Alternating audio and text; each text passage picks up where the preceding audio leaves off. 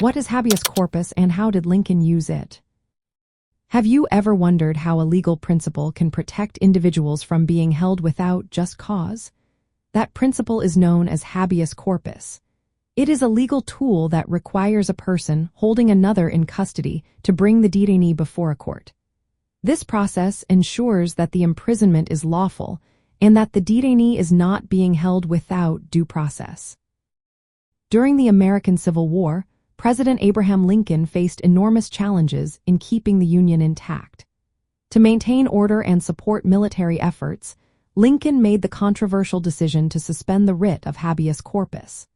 This choice was driven by incidents where Confederate sympathizers sabotaged vital infrastructure, such as telegraph lines and bridges, particularly in Maryland. These actions posed a serious threat to Union military operations and communication.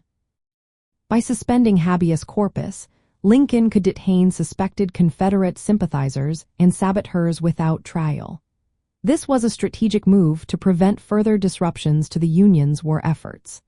However, this decision raised significant concerns about the expansion of executive power and the potential erosion of civil liberties during wartime. In 1863, Congress passed the Habeas Corpus Suspension Act, which formally authorized Lincoln's actions. This legislation allowed the president to suspend habeas corpus during the war, responding to earlier court rulings that questioned Lincoln's authority to act unilaterally.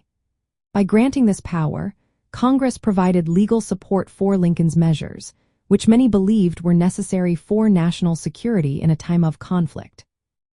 Lincoln's use of habeas corpus suspension illustrates the ongoing tension between national security and individual rights during the Civil War.